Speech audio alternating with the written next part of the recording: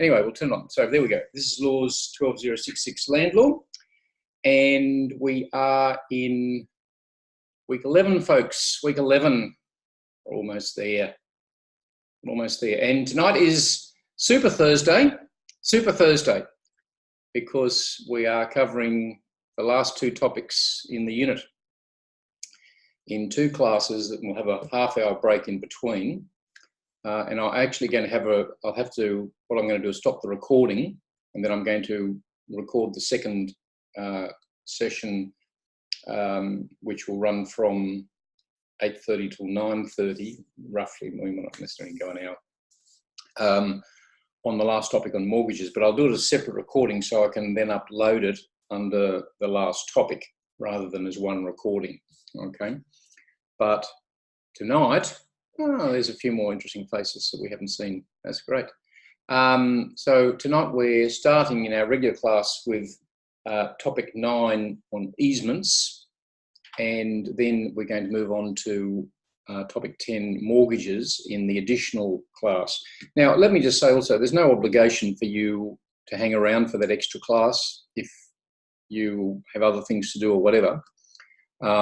You already, I've advised you that it's not on the exam, mortgages, and so we just need to cover it. It's in the unit. It's important, sort of important. And we've done an awful lot on mortgages earlier in the unit. And even though, could have had questions separately on the law of mortgages, but I just thought we've had enough on mortgages. Seriously, we can do something else.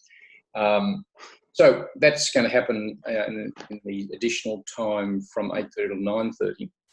So this is the regular class, and we're talking about easements. And I was just making a few, before I turn the recording on, a couple of remarks about the assignment.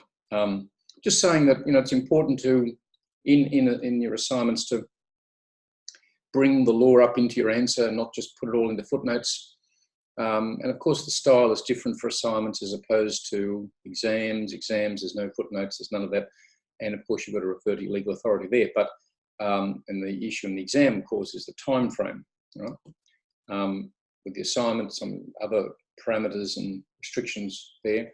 But always important to be showing that you, across the relevant legal authorities, that you're analysing it and applying it to some degree. If all you're doing is just everything is propositional statements with a footnote referring to legal authority, as though, well, that's a given. Well, that's a given. Well, not necessarily. No, it can be arguable, and very often you need to argue your way through the law, and scenarios are set often with a purpose. Certainly, I set my scenarios with a purpose for you to test how you're going to use the framework of law.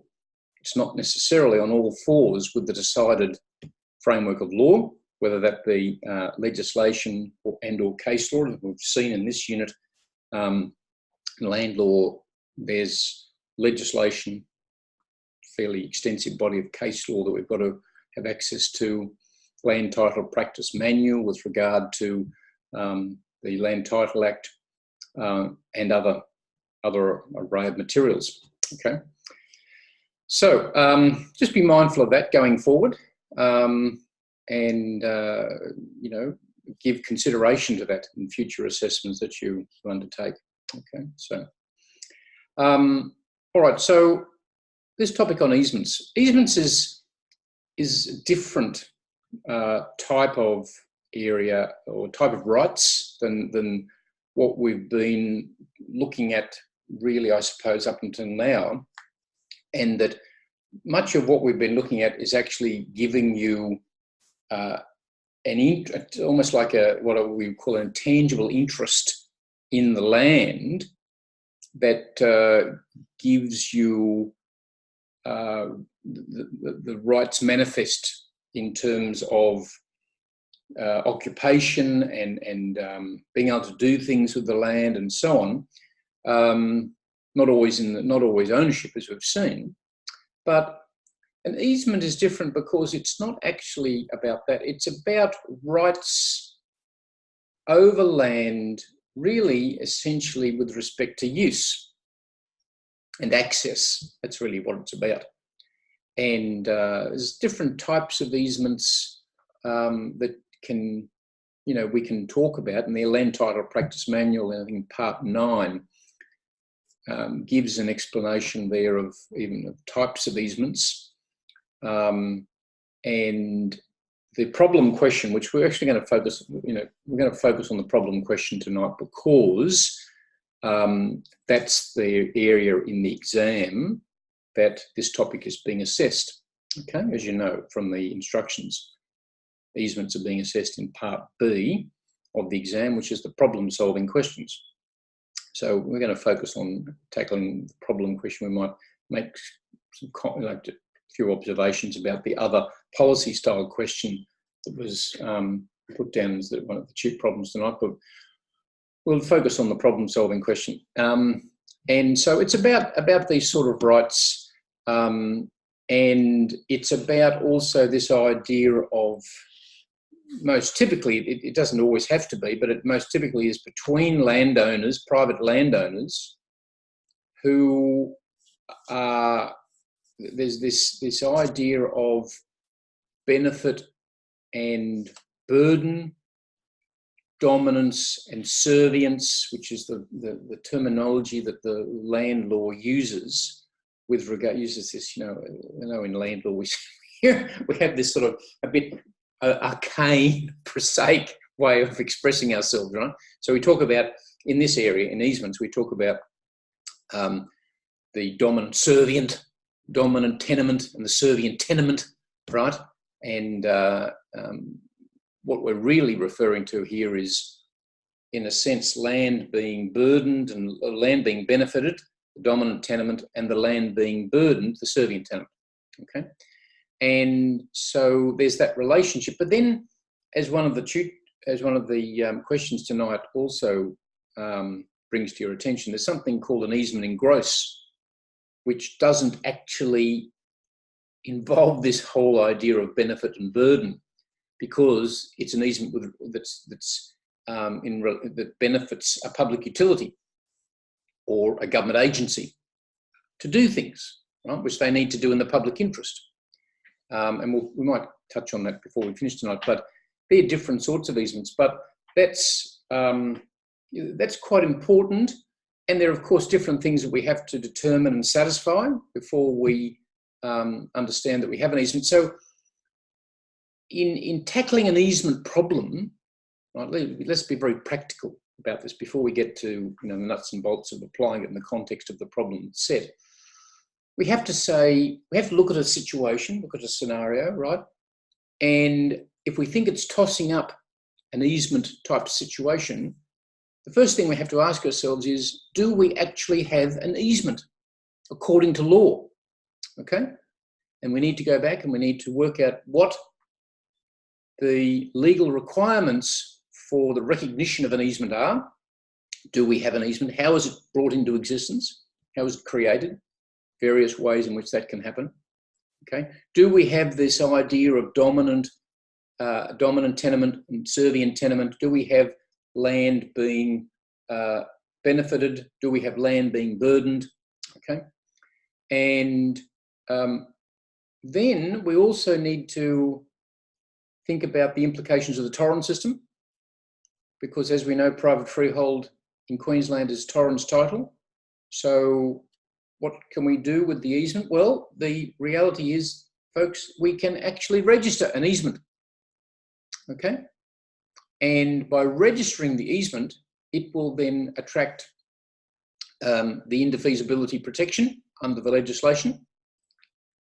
Now, by registering it, of course, it relates to the benefited and burdened land, and one would expect it to be represented in that way, but it will appear as an encumbrance on title if it's registered, okay? Now, the implication that this has is that it actually attaches to the land. It does not attach just to the current owner of the land, fee simple owner. So we're not talking about to the extent, you know, it was brought into existence by maybe two landowners, how do we understand it carrying forward? Carries forward because it attaches to the land. It's not actually attaching to a particular owner at the time. Okay, that's something important to remember. And we need to investigate the situation. We need to ask what type of an easement is this, and what is it seeking to do? And we need to ask, has it changed? Has the purpose or use changed over time from when it was first created? So is there a sort of a time frame within the situation we're looking at that allows us to assess that? And then we're also asking, well, is there ways that I can get rid of this easement, right? No longer useful, no longer relevant. Can I get rid of it? Toss it out.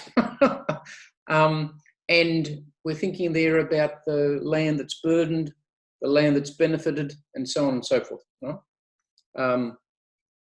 So that's the sort of process. You need to understand the role of the legislation, and the Land Title Act is relevant, the Property Law Act is relevant, and also case law. So just before we tackle this question in the Q&A book, which is question 5, which we'll come to just momentarily, I just want to share with you the legislative provisions, just give you a quick look at those.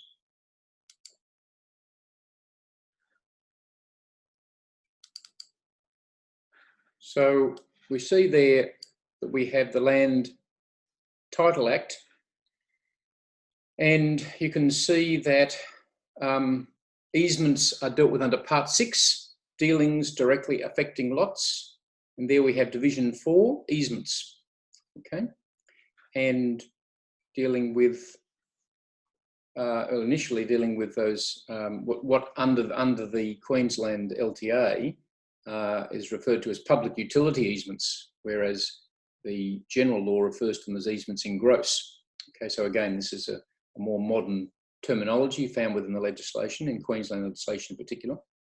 But if we look at the overall provision, you know, we see it deals with matters, this is again the Torrens Act, deals with matters of creating by registration and the process and so on and so forth, rights and liabilities created on registration and what, okay? And then under 89 it comes down and looks at easements for public utility providers.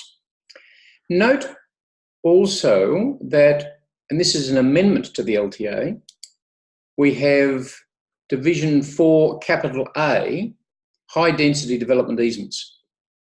These are not something that you find in every jurisdiction.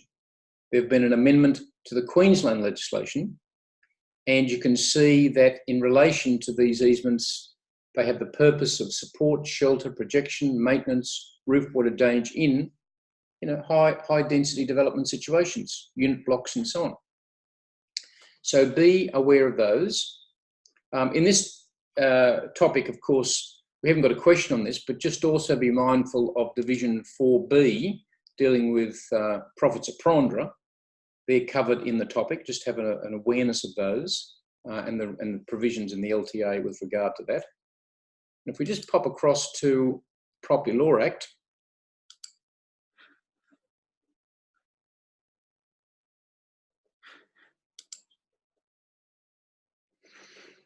we see that we've got easements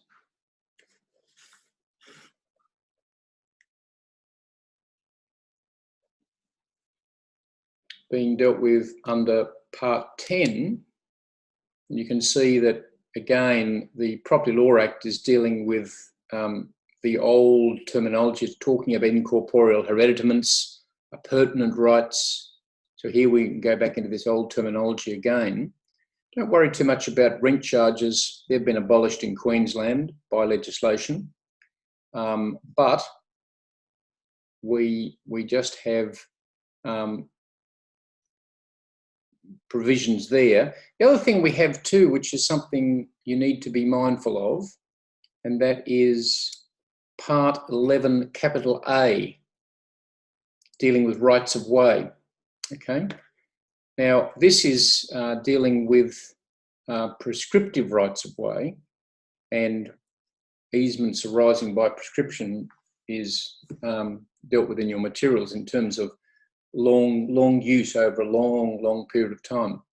So basically, prescriptive rights of way after the enactment of this Act can no longer come into existence. That's the effect of Section 198 capital A. And there's discussion about these provisions in the review document, the PLA review document, which we've been referring to throughout the unit. But again, remember that for the purposes of your exam, you're dealing with easements comes up in the problem-solving questions part of the exam. So it's not about reforms, it's not about the future, it's about the current law and applying it to a scenario. All right? So I'll just stop screen sharing that. Okay, so has everyone got a copy of the question Q&A book? Yep, yes. So what we might do is I might just let you read the question through. Okay, now one of the things that's interesting, and I point this out in my lecture, is that this is a topic, and it is true in part that we can do it in other areas too, but this is a topic where you can see there in the question, a diagram, something visual can be given to you, right? Because easements can and are marked on survey plans, okay? So here is an example of where property rights, you can actually see them visually rather than just it's a discussion around ideas, okay? And that's quite helpful. And in my lecture, I point out the fact that the Currumbin case actually gives a very nice diagram, and I highlight that for you to show you how they can be marked on a survey plan document, and it makes it a bit more interesting, I think, just to see that and brings it to life. Anyway, have a look, give you a couple of minutes to just read through that scenario, which is question 5 on page 221 over to 222, and then we'll have a bit of a discussion about that. Okay, so just read that through.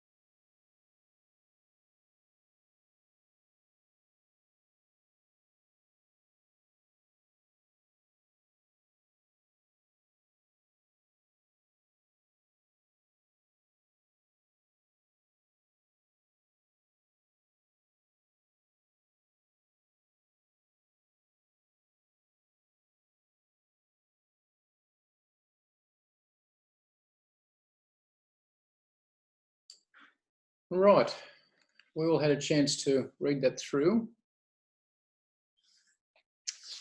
So, what's someone just like to? We might just start by what's going on here? Right? Just give me a quick snapshot. What's occurring on the facts?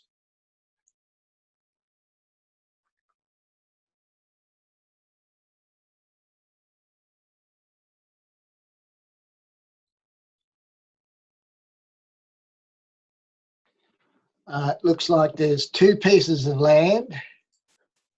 There's a track down the side of one land that accesses the other that may or may not be an easement. Right.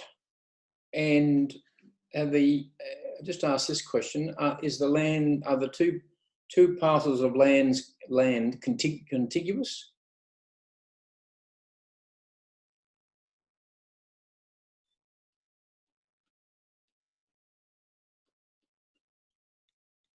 In what respect? Under title or side by side? Yeah, it's a good question. So in terms of location, location. Well, they're side by side, so they are continuous. Yeah, but one of the issues is, do they need to be?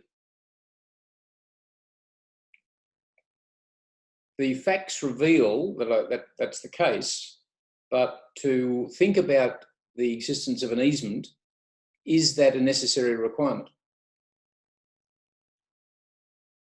No. No, it's not, exactly.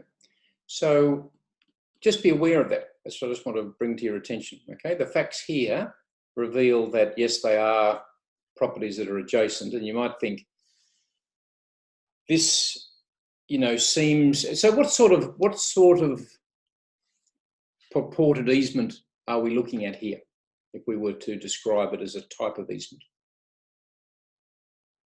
It's a right-of-way. Yeah. So it's an easement of way. Okay, we can have other types of easements.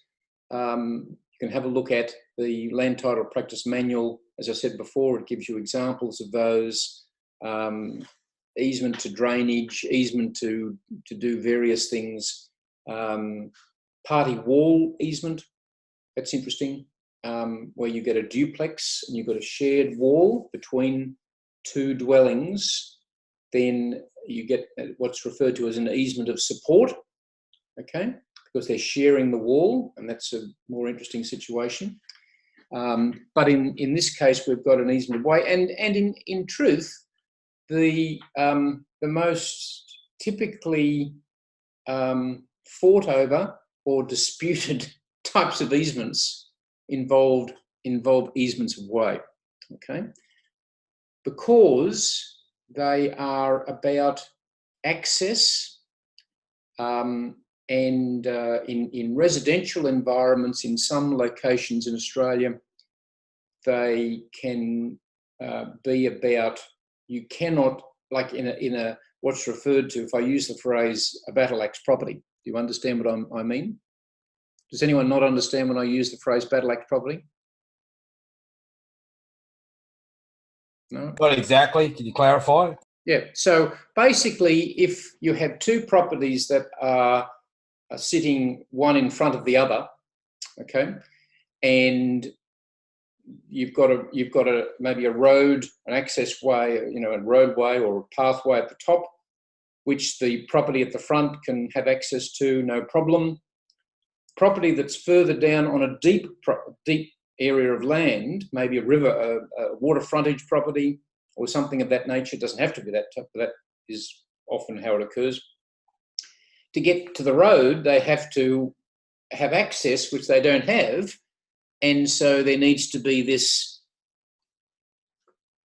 area of that's defined that allows them to access to the road, which is at the top of the front of the top property, and an easement is created for that purpose. That can also work in reverse. So that, for example, in waterfront properties, the top property might want to get access to the river or to the water frontage, okay? So in some parts of Australia, in some parts of Sydney, for example, and in other areas, these it's quite typical, and sometimes very complicated, actually, in terms of like deep areas of land where multiple dwellings have been constructed, not just one, in steep, difficult to access areas, and there's just a road at the top. So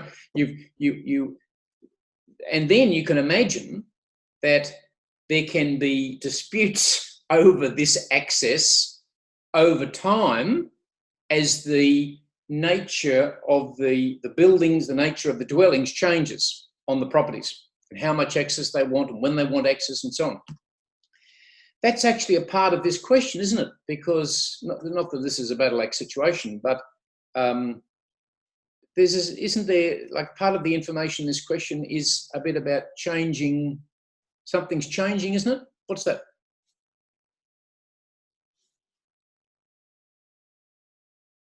I can give you that one. He's changed it from personal access to access of a, I don't know, caravan site or dwellings or whatever he's doing, but he's getting loads of extra happy campers coming along his easement right away. Yes, yes, that's absolutely right. So if you can imagine, right, that if originally an access, a right of way, an easement of way was created just to allow personal individual access, right, or let's call it residential access, that's going to generate a certain amount of use, a certain amount of traffic, whether it be pedestrian traffic, whether it be vehicular traffic, both, right? And that's going to also have, you know, consequences in terms of how often and how frequently and how noisy and whatever. But if that usage changes, as Tony pointed out, to something that's more commercial or business-like, then of course that can change the whole situation.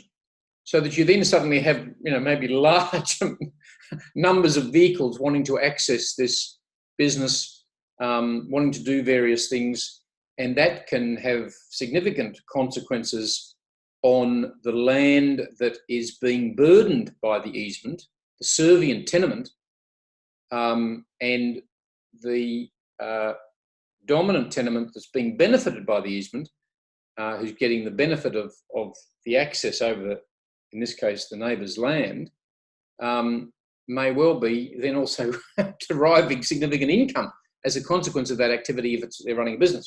Right.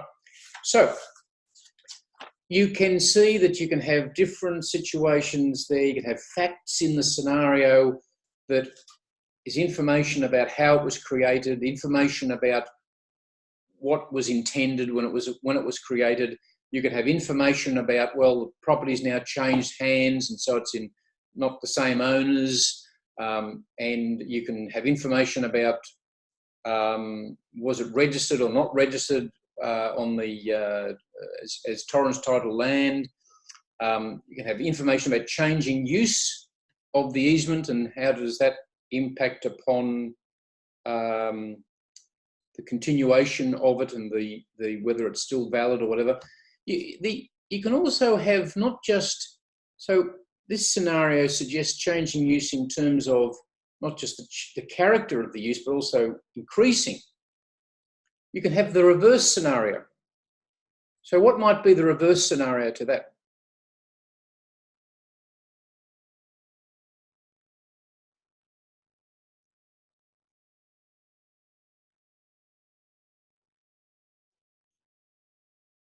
Not increased use, but what might have happened? Well, it might have once been access to a caravan site, and then suddenly it becomes access to a cottage. So you've got 400 people a day one year, and then you've only got one person the next year. So it's a reduction in use. You can have, that's right. You can have reduction, or you can have even something more drastic. What else could you have?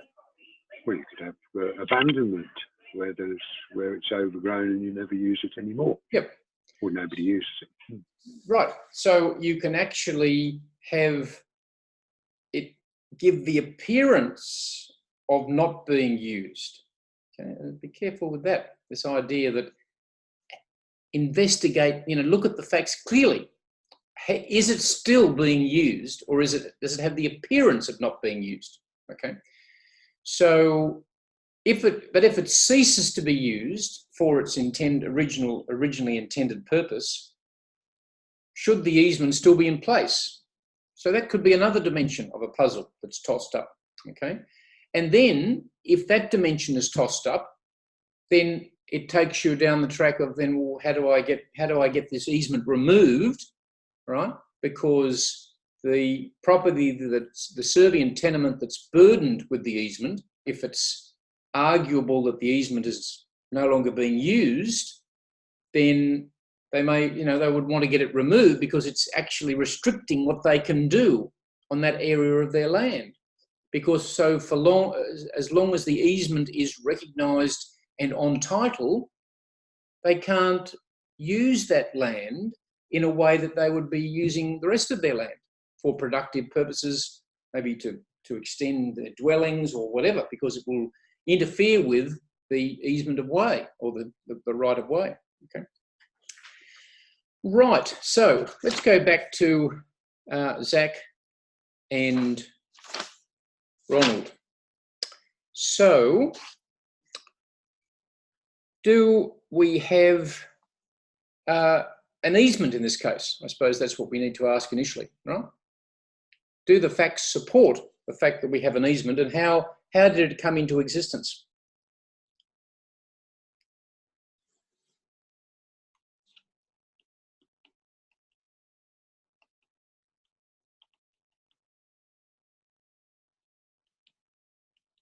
He's been using that track for 25 odd years. Who are Well, we talking Ronald. about? Ronald, yeah. Ronald has been using that track for about 25 years. So really, if there's nothing being settled between a previous owner, it's really by the fact that it's been using it. So Ronald was there. The facts reveal that Ronald was one of the original parties to when the easement came into existence. Yes. Yeah. Obviously, yeah. Yeah. But he's dealing with a landowner in the same situation or different situation. What about Zach? Is Zach the original owner of the other land or not? No, Zach's not the original owner of the other land. Right. Yep. So he's basically inherited, Yep. bought it within a pre-existing easement by the fact that it has been constantly used. Yep. So this raises the issue, right, that where you've got information that you're dealing with someone that's purchased the land, and very typically that side of the equation will be the servient tenement that is being burdened by the easement.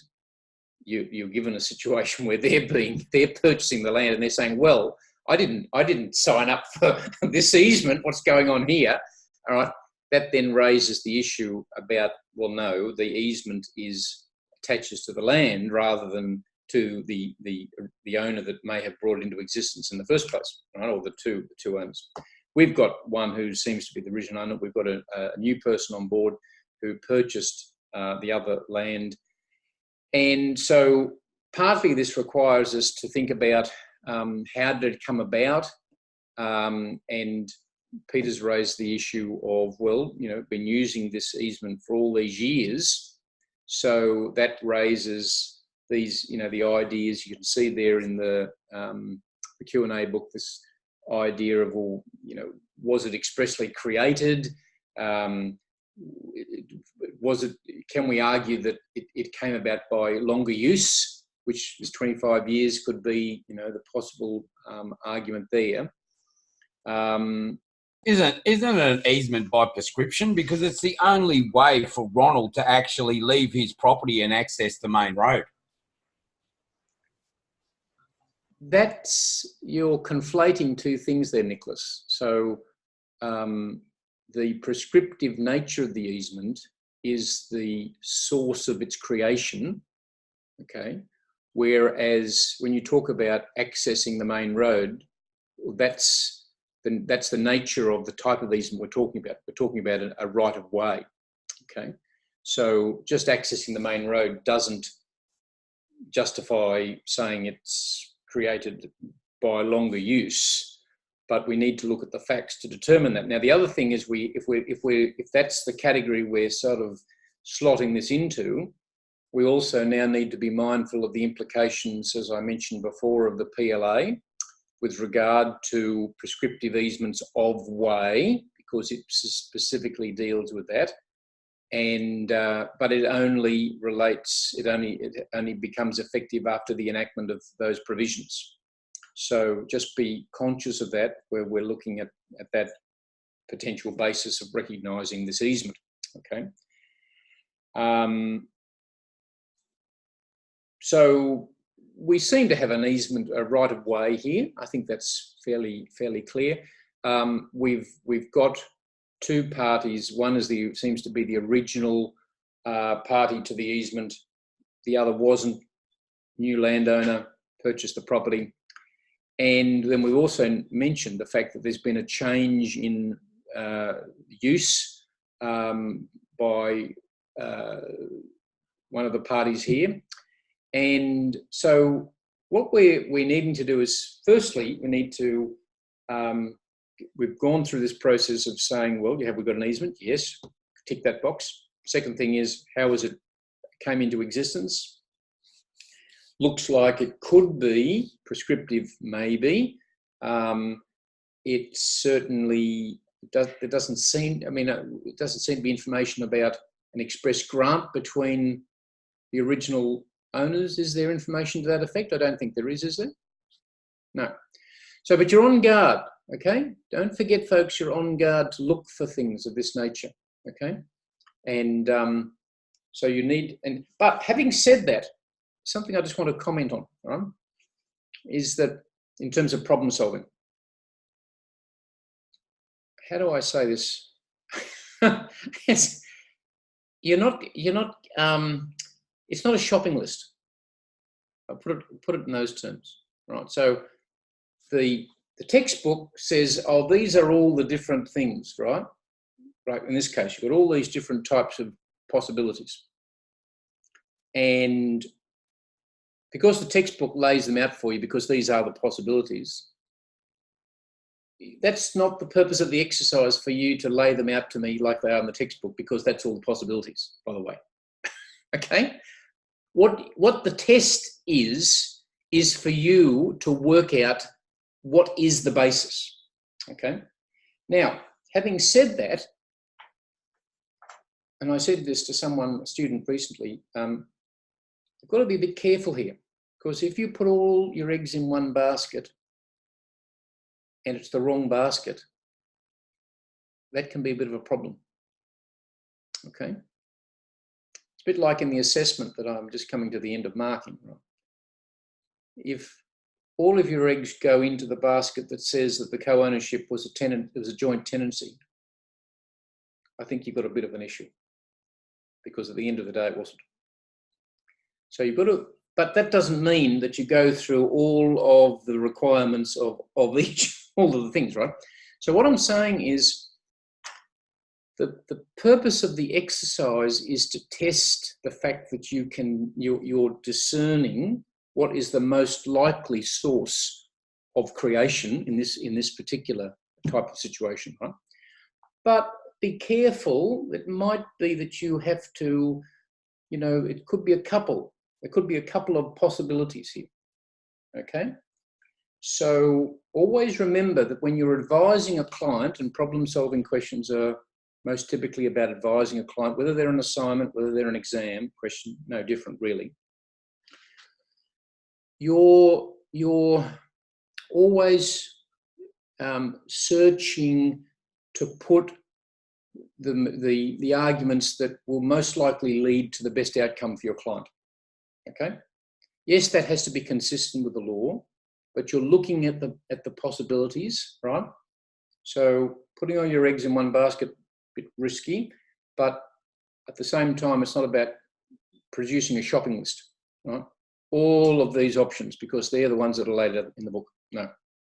You've got to work out the ones that are most likely on the facts. That's what it's about. And then explain the law, give some law that supports that, come back to the facts, show what aspects, features of the facts help explain that, then move on. Okay, and that's the method you've got to develop, and you've got to do it fairly efficiently within the time frame that you've got, particularly in an exam situation. Okay, so I think we've got an easement. I think we say yes, it came into existence either potentially by prescription, or I think it arguably it could be implied. Okay, maybe. Certainly, I don't think there's any issue about an actual, an express grant between the original title holders of the dominant and servient lands. Right? Now, the other thing is, so once we've got that in place, what we then need to do is we need to go to the key characteristics. Okay? Now, we've got the key characteristics are spelled out for us. There's basically 3 or 4, and there's 2 main cases, but I want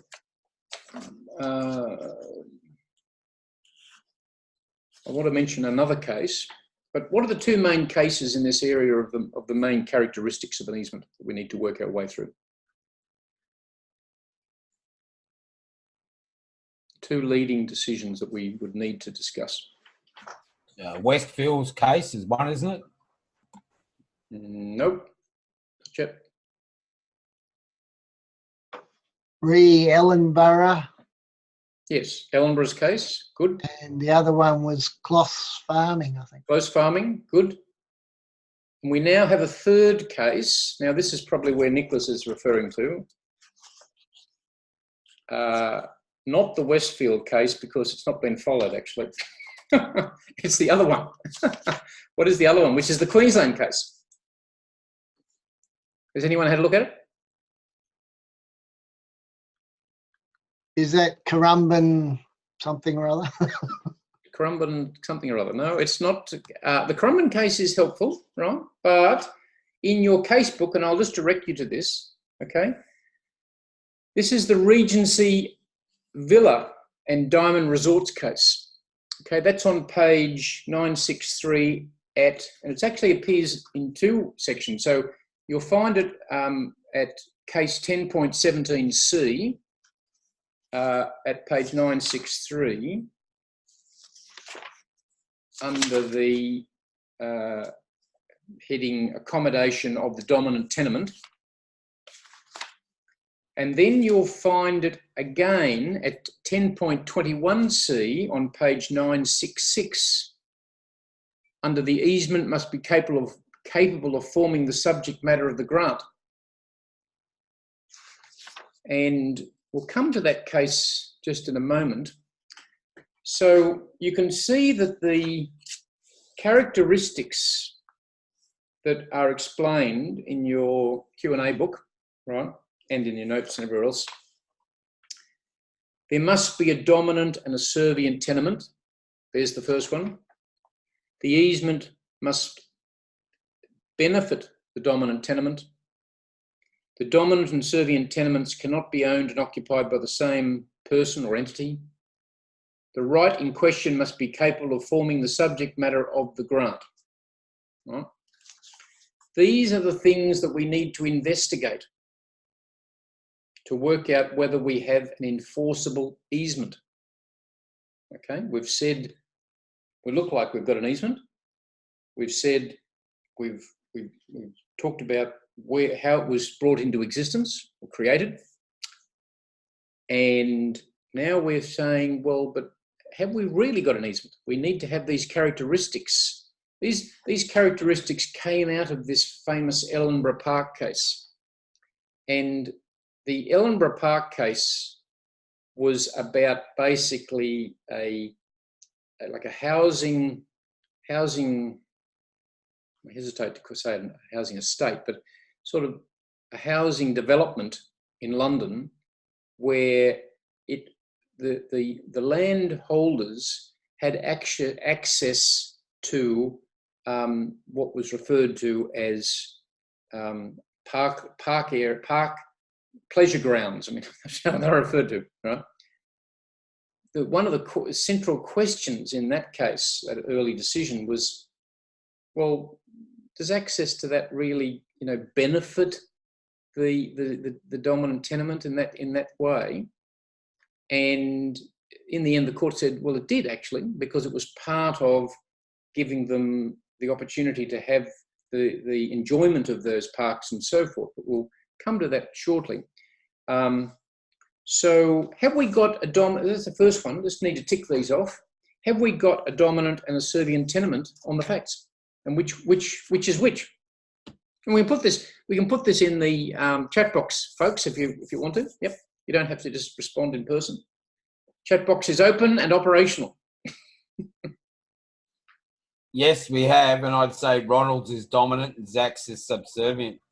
Not just servient will do, Nick. Just that's fine. So, can you just explain why? Why do you say that? Well, I think there's I was looking through the Property Law Act and Section 180 in the imposition of statutory rights of user in respect of the land, and it talks about the dominant and subservient land. And then in point 7 under 180, it refers to the fact of a statutory right of use includes any right of or in the nature of a right of way or access into or over the land. So it's pretty clear that Ronald has a statutory right to use that land, being the dominant landowner in respect of his statutory rights. Right, but how is it that we arrive at which is the dominant tenement and which is the servient tenement? Well, the dominant tenement is Ronald's property. Because it's the only way to access his land. Because what is he deriving? Because he's got the benefit. That's right, Tony. Very good. So the dominant tenement is deriving a benefit from this easement. Okay, that's the whole what we're getting to. The servient tenement is the land that's burdened by the tenement, or by the easement. So when you go back to the diagram, you can see that clearly the track is going over the property that allows you that Ronald can go from his property to the road and so on, okay? And it's across land that is, you would say, is part of Zach's property, okay? So we need to establish that. We seem to have established that on the facts, okay? And we also need to establish that we've got this benefit, this idea of benefit and burden. So, again, the terminology from the past is this idea of dominant and servient, right? But really, a more modern way of expressing that is benefit and burden, okay? And that's, I think, it also helps to explain the effect of it probably more in a better way too. We also need to establish that the easement, that the dominant land has been benefited. Now that's going to require you to just identify that that's a feature, or a characteristic that we need to establish. You can refer back to Ellendra Park. You can refer, as Peter mentioned earlier, also to the close farming estates. Does anyone just on the close farming case? Is anyone just across the facts of that? Can you just give us a quick snapshot? Yep, I can.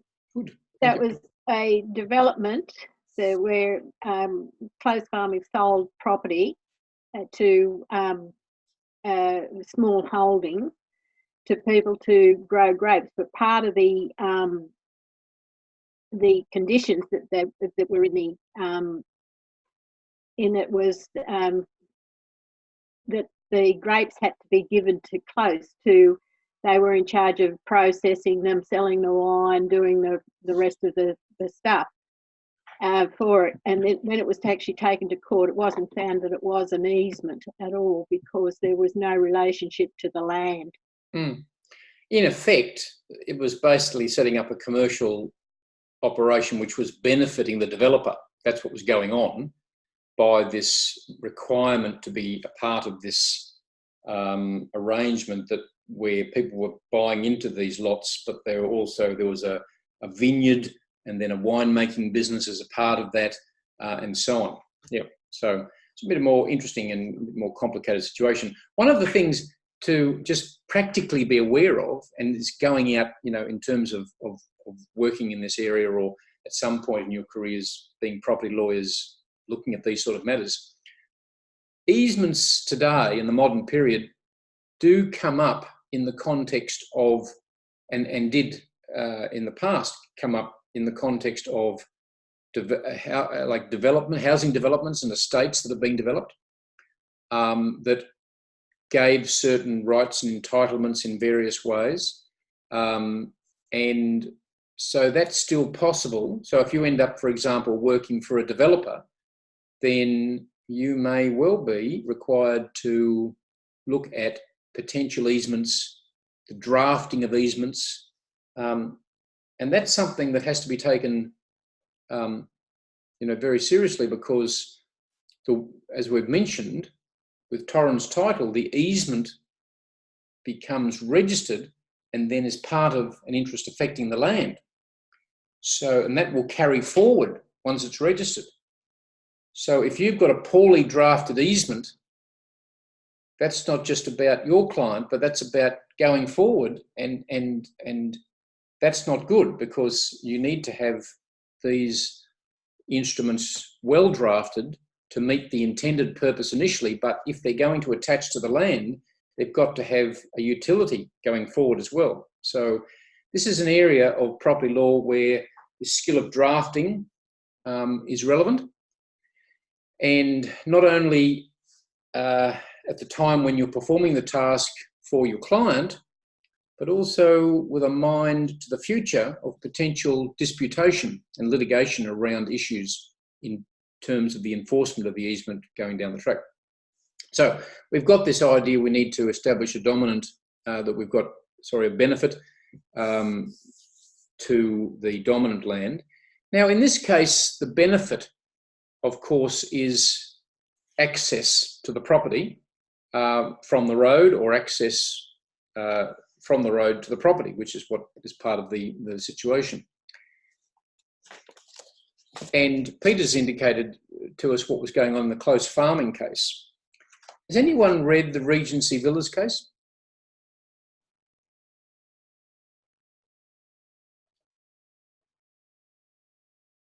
Had a chance?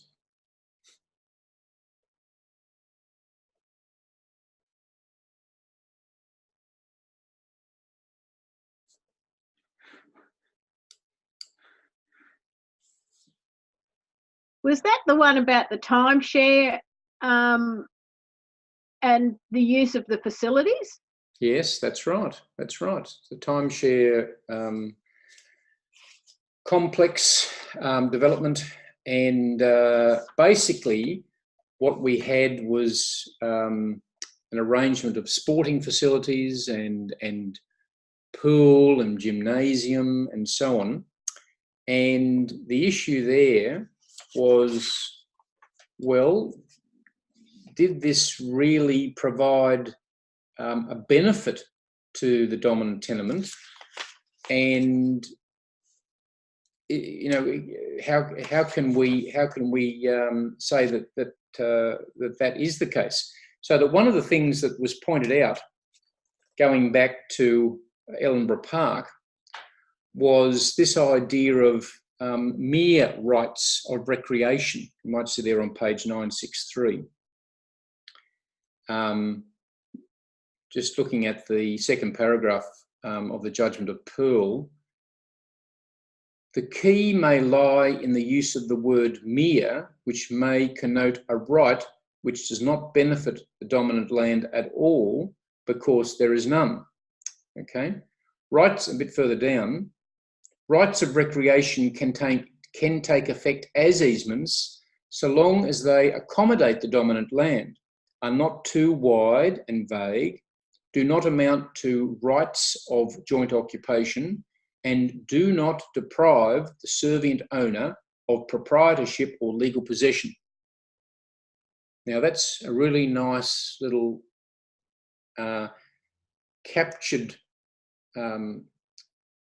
sentence there in terms of the features of a easement, and it needs to achieve those things. So, but the point here is that this idea of a mere right of recreation, this doesn't really arise in the context of a right of way, as explained in this particular fact situation, but in the Ellenborough Park case where a park was being sought to be enjoyed, or pleasure grounds were sought to be enjoyed. In the Regency Villas case, where it was about access on an infrequent basis to sporting facilities and so on, because the owners of the lots were on a timeshare basis, this idea of whether there was just mere rights of recreation, which actually isn't enough. There has to be an actual benefit coming to the dominant tenement holder. Then that's something that can arise on the facts. Okay, so be on guard for that. That's important. Now, I just need to go back, and Sarah wants us to something raised in the chat box. Yes, no, that's right, with regard to the point you made with regard to Zach, Sarah. Sorry I didn't pick that up a bit earlier. Yeah, I'll be on guard to monitor the chat box. Okay. So you've got some case law there. And again, in an exam situation, it's important to rationalise this and pick your mark. Okay. So we've got limited time, can't be referring to all the case law, impossible. So trying to work out some foundational case law on the one hand, and maybe some recent case law to mention on the other, okay? And if you've got some relevant recent case law, good to incorporate that in your discussion if it's appropriate, okay?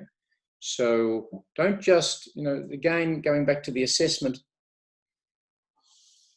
I can't say how many times I've read the historical cases. All of those historical cases, because they're the cases that are first discussed, aren't they, in the materials? So they must be the ones that we need to talk about. Well, not actually, no. There can be other more recent cases than, for example, decisions from the beginning of the 20th century. We happen to be in the 21st century now, and surprise, surprise, there's a bit more recent case law. So again, you can't cover, not all of the cases are relevant, or it's impossible within the parameters to do that. We understand that. But you've got to pick which ones are the ones that you need to talk about. And the other point is you have to be succinct in the way you do this. You have to cut to the chase very quickly, okay? So just another point, you don't need to tell a story about the facts of the case you're talking about. That's not important, but you also have to explain how are you using it in terms of this scenario. So there's got to be something about it, not just the fact that it set up a particular rule or principle that's important, but something about the factual connection that doesn't lead you too far down this road of talking too much about the facts of that case, for example, okay? Because you haven't got time to do that, okay? And I'm saying these things, folks, not necessarily just for the benefit of you here, but for everyone listening to the recording, okay? So if you're across this, I'm sorry about that, but this is some of the things that I'm seeing, but I want to clarify for everybody's sake, because I want people to improve the quality of their writing, the quality of their problem solving, okay? Right, so we've dealt with that. We then need to say, well, we've got dominant and servient tenements here not being owned or occupied by the same person. Well, that's pretty clear on the facts here. The right in question must be capable of forming the subject matter of the grant. Now, what this really gets at is that it can't be too vague or too general that we don't really know what it is. And I don't think that's a problem here, but it could arise on the facts. And if you've got, again, this situation that arose in the Ellenborough Park case and also in the Regency Villas decision with regard to recreation facilities, this leads a little bit back to this mere recreation idea. So you just need to be aware of that. What about the fact that we've got any change to the easement in this situation? Has there been any interference, any adjustment, or what's going on there? This particular easement on the facts. Well, it's changed somewhat since he's upgraded it. Yes. So, in what way has he upgraded it, Peter? Well, it says here that he's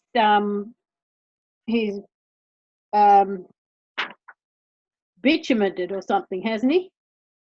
Yeah, he's laid tar over the track, resurfaced it and made it, more useful for what he wants to do with it now.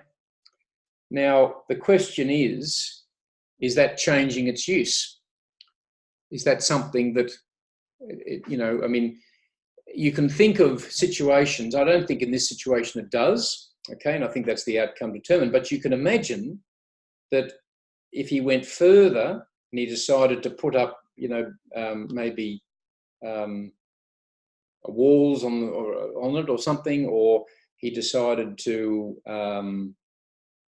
do different things, that could possibly change the nature of the easement, change its use, and then that might lead to possible, questions about modification, or it could also lead us in the direction of extinguishment. Now, what about if there had been interference with the easement?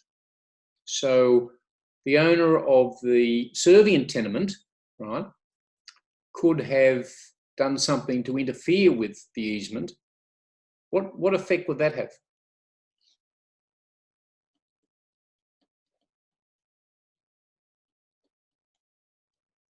That would really depend upon which owner had done it and what was done, wouldn't it? Because it's still, if they'd done it after he'd been using it for 20 odd years, surely that would sort of be something that would warrant some sort of action by Ronald. Yeah, and this raises this point about derogating from the grant, basically, so that if the easement's in place and it's still being used as it was intended, then you can't do things to like prohibit its use or make it impossible to use, right? Chow has just mentioned there about building a new house. Well, if that encroaches over onto the easement, the area of land which is where the easement is, then that's exactly what's happening. It's actually then making, obviously if that happens and this, the other owner wants to drive vehicles and can no longer do it, that's actually interfering with the easement, and then action can be taken to try and rectify that. It wouldn't stop Zach, though, putting up a fence at the back of his yard along the edge of the easement, not to interfere with the easement, but to visually block the easement from his view. Well, he can do whatever he likes on his property, so long as he's not actually interfering with the easement as a right of way. Okay, Peter, didn't this all sort of come to a big fuss and kerfuffle in England some years ago, where some of the landowners tried to block the rights of way of antiquarian walking trails and things like this? Yes, there was that. They used to happen every week in England, always. There'd be people complaining about their footpaths and their rights of way. It was a hobby for some. Yeah. And I think that sort of, from what I can gather, most of those cases came down on the side of the easement. Yeah, because those rights of way in the English situation were basically almost, the prescriptive forms of easements by longer user. Sometimes, in cases of centuries. I know personal experience going on walking tracks in England where you're walking over styes and whatever to continue your walking track. Such things don't exist in Australia, unfortunately, because of the different way of treating private landowners and access to across land for the purposes of doing other things by members of the public. So it's a different way of seeing things. But yeah, there were issues there, and as Anthony pointed out, there was protests and lots of things going on there, and at the end of the day, many of those, I think, rights of way were still preserved because they had been in existence for time immemorial, using that phrase, and they were fought over quite strongly. So again, the historical origin of this area of property law derives from that source. But we are now, seeing how it operates in the modern situation in Australia. The other, a part of this problem question was also not just about access to the road, but was about access to the river. Now, here is a little reminder, folks, and if you go over to the last part of the question, again, the keep in mind, if a question has more than one component within the scenario that you're being asked to deal with, you have to deal with it. You don't just deal with the first bit and then tack on the second bit as almost like an afterthought. You've got to find a way to deal with both components. Okay, so in this case, there was issues about not just access to the road or from the road to the property, but also access to the river using the easement to do that. So that also needed to be considered in the response to this question, which really wasn't done as well as it could have been done. So that's the, we're almost on just about time, but that's the way in which you need to think about tackling an easement question. And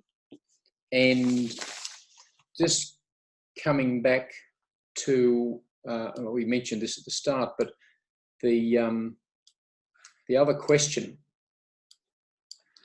was about easements in gross, and they now, as I showed you earlier, are under the legislation we've got in Queensland, the LTA, Section 89, are public utility easements.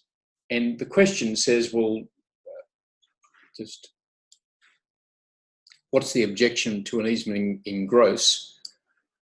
Well, the fact is you don't have a dominant and servient tenement, okay? All you have is the public utility being benefited by the easement, that's it. So it's really of a different character, okay?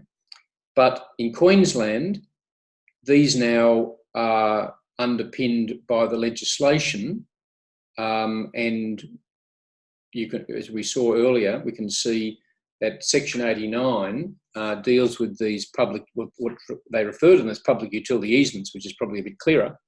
And that's the provision we need to look to for those types of easements. But they do function in a different way. Right, Sarah's written a long note there. What's it got?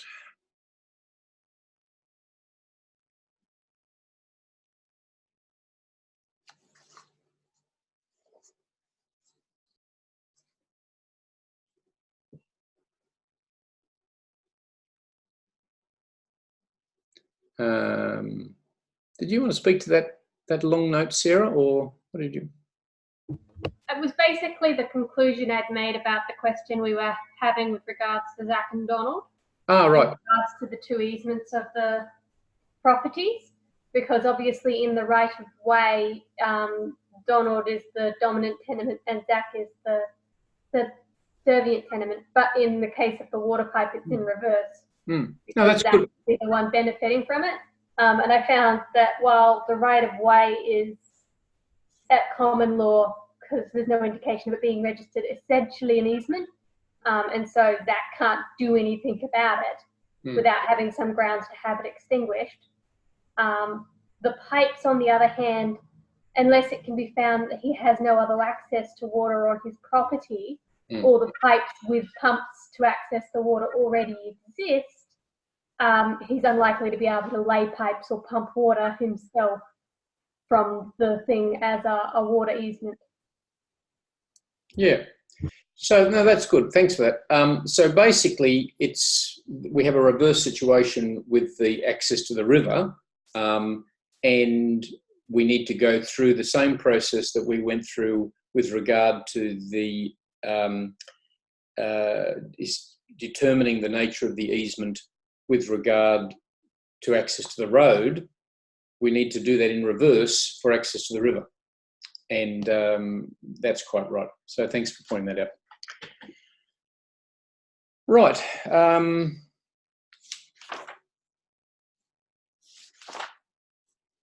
That's basically all, folks, that I wanted to say on easements. We're on time as well.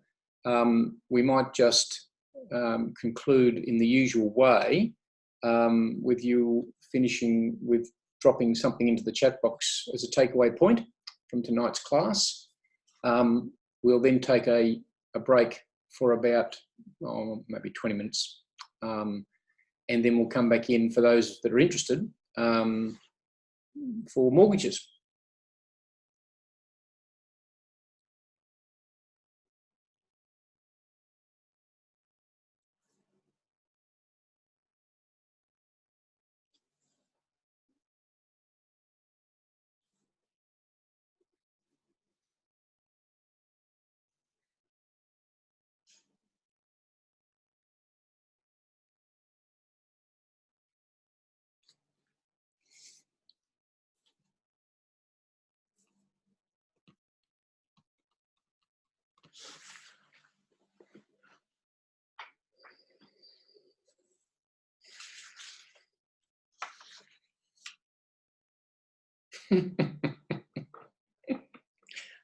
Fair enough.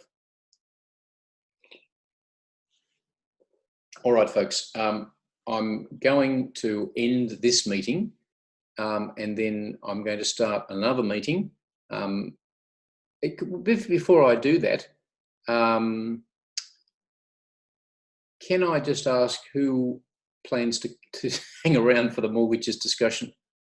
Am I going to be talking to myself, or not too keen on doing that? But who's going to come back for the mortgages? Good. I've got 1. Yes. 2. 3, 4. No. Yes. I'll stay. Okay. All right. There's a few. That's right. That's fine. We'll come back for mortgages in about 15 minutes, folks. So I'll end this meeting and then I'll just start another meeting. Okay. So we'll have 2 different recordings. Okay. So for those that are staying, we'll see you in about 15 minutes. For those that are going, au revoir, and see you next week. We'll have one more class next week for exam preparation and final send-off from land law. So until then, see you.